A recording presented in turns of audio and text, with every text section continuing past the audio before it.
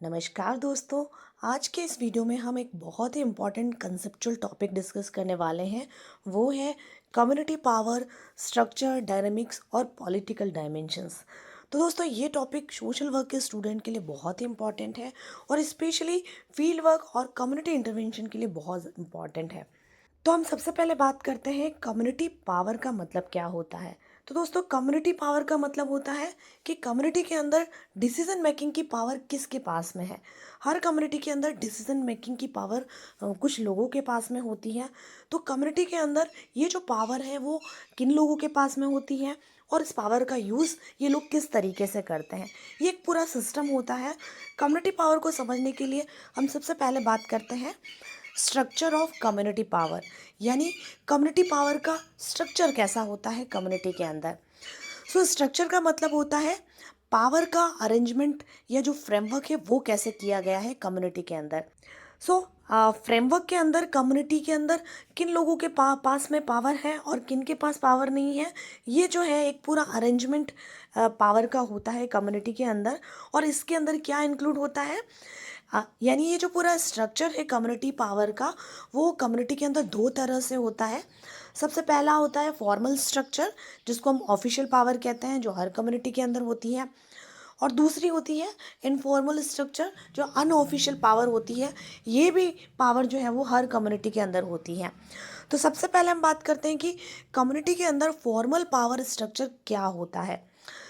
Formal power structure का मतलब होता है ऐसी पावर जो ऑफिशियली दी जाती है। जैसे गांव के अंदर सरपंच के पास में एक ऑफिशियल अथॉरिटी होती है कि वो गांव के अंदर जो भी डेवलपमेंट से रिलेटेड इश्यूज हैं उनके ऊपर डिसीजंस ले। सरपंच हो गया, पंचायत के मेंबर्स हो गए, गवर्नमेंट के कुछ ऑफिसर्स हो गए, ये सभी जो है वो एक कम्युनिटी के अंदर डेवलपमेंट को लेकर पावर होल्ड करने वाली पोजीशंस होती हैं। ये सभी जो है वो एक फॉर्मल पावर स्ट्रक्चर के अंदर आती हैं एक कम्युनिटी के अंदर। वही दूसरा है इनफॉर्मल पावर स्ट्रक्चर, यानी हर कम्युनिटी के अंदर कुछ इनफॉर्मल पावर स्ट्रक्चर भी बना होता है। ये वो लोग होते हैं जिनके पास में ऑफिशियल पावर तो नहीं होती है, लेकिन इनके पास में कुछ इनफॉर्मल पावर होती है, जिसके कारण इनका जो प्रभाव है वो इस कम्युनिटी के अंदर बहुत स्ट्रांग होता है। जैसे कई बार आपने देखा होगा गांव के अंदर ऐसे बहुत बड़े डेवलपमेंट के इश्यूज के ऊपर डिसीजन लेने से पहले लोग जो हैं वो किसी पावरफुल इनफॉर्मल पर्सन से पूछते हैं। जैसे हम बूढ़े लोगों से कई बार एडवाइस लेते हैं कि वो बताएं कि गांव के अंदर हमको क्या करना है। कई बार आप देखेंगे कि गांव के अंदर हम लीडर्स जो हैं उनको पूछते हैं। कई बार गांव के अंदर हम रिलीजियस लीडर्स भी होते हैं, जैसे किसी मंदिर का पुजारी हो गया, तो उनकी बात को सबसे पहले लोग सुनते हैं। कई बार कुछ ऐसे बड़े बिजनेसमैन भी होते हैं जो बिजनेस करते हैं और काफ़ी रिच होते हैं, तो उन लोगों से भी कई बार गांव कम्युनिटी के अंदर जो है वो पहले सुना जाता है। तो ये सभी जो है एक तरह के इनफॉर्मल लीडर्स हो गए, जो कहीं ना कहीं इनफॉर्मल पावर को होल्ड करते हैं। और कम्युनिटी में कई बार ऐसे इनफॉर्मल लीडर्स की जो पावर है वो भी कई बार बहुत ज़्यादा इंपॉर्टेंट हो जाती है। सेकंड, हम बात करते हैं डायनेमिक्स ऑफ कम्युनिटी पावर, यानी पावर का बिहेवियर कम्युनिटी के अंदर कैसा होता है। डायनेमिक्स का मतलब होता है कम्युनिटी के अंदर पावर कैसे काम कर रही है। ये जो पावर है वो स्थिर होती है या फिर समय के साथ में बदलती रहती है। ये सभी जो है वो डायनेमिक्स के अंदर आते हैं। कई बार आपने देखा होगा कि कम्युनिटी के अंदर बहुत ही कोऑपरेशन से लोग काम करते हैं। कोई भी ऐसा डेवलपमेंट से रिलेटेड कोई प्रोजेक्ट आ गया तो वहाँ पर सब लोग मिलकर एक दूसरे को सपोर्ट करते हैं, एक दूसरे को सलाह देते हैं और एक दूसरे की मदद करते हुए उस प्रोजेक्ट के ऊपर काम करते हैं। तो उसको हम कहते हैं कोऑपरेटिव डायनेमिक्स जो है उस पर्टिकुलर कम्युनिटी के अंदर ज़्यादा है। वही दूसरा, आपने कई बार कुछ कम्युनिटी के अंदर कॉन्फ्लिक्ट्स भी देखे होंगे जहाँ पर कॉन्फ्लिक्ट वाले डायनेमिक्स ज़्यादा होते हैं।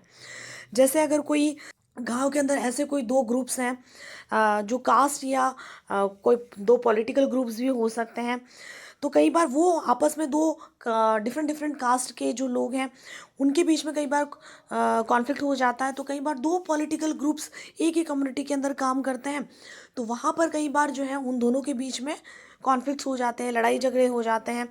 तो वहाँ पर जब डिसीजन मेकिंग में डिले हो जाता है या इस तरह की कुछ प्रॉब्लम्स होती है कम्युनिटी के अंदर, सो हम कहते हैं कि ये जो कम्युनिटी का डेवलपमेंट इसलिए नहीं हो पा रहा है क्योंकि इस कम्युनिटी के अंदर दो ग्रुप्स के बीच में कॉन्फ्लिक्ट्स हो रहा है। वहीं तीसरे तरह की कॉन्फ्लिक्ट जो है वो ग्रुपिज्म वाली होती है, गुटबाजी वाली होती है, जिसमें लोग गुटबाजी करते हैं, जिसमें पावर जो है वो शिफ्ट हो जाता है।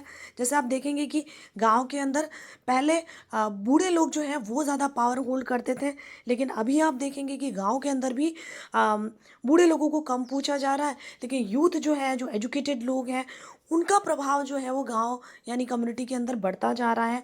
उनका डिसीजन मेकिंग के अंदर रोल जो है वो बहुत इंपॉर्टेंट होता जा रहा है। तो कहीं ना कहीं हम ये भी देखते हैं कि आज के समय में कम्युनिटी के अंदर जो पावर्स जो है वो भी शिफ्ट होती जा रही है, चेंज होती जा रही है।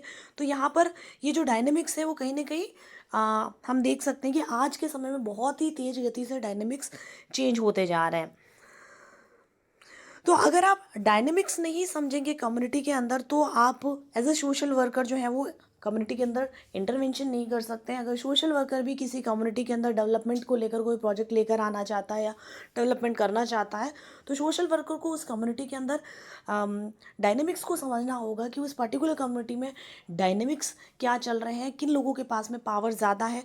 उन सभी को समझने के बाद में ही वो कोई इंटरवेंशन कर सकता है। वहीं तीसरा है political dynamics of community power. So political dimensions का मतलब आप जानते होंगे कि कम्युनिटी में जो पॉलिटिक्स है और जो पावर है उसका कनेक्शन किस तरीके से है। पॉलिटिकल डायमेंशंस के अंदर आपने देखा होगा कई बार कम्युनिटी के अंदर जो पॉलिटिकल लीडर्स हैं उनका अपना रोल होता है।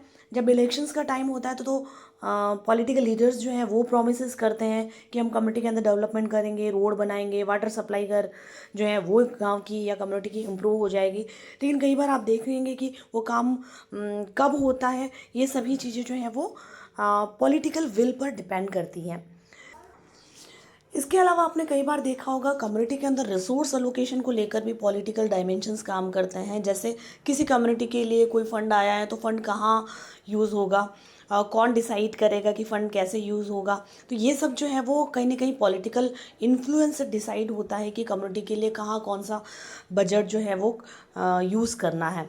इसके अलावा आप देखेंगे कि कभी कभी पावरफुल ग्रुप्स जो हैं उनको ज़्यादा बेनिफिट्स मिल जाते हैं और जो मार्जिनलाइज ग्रुप है, जो पीछे बैकवर्ड ग्रुप हैं, कई बार उसको इग्नोर कर दिया जाता है। तो ये सभी कहीं ना कहीं कम्युनिटी के अंदर एक पॉलिटिकल डायमेंशंस होते हैं।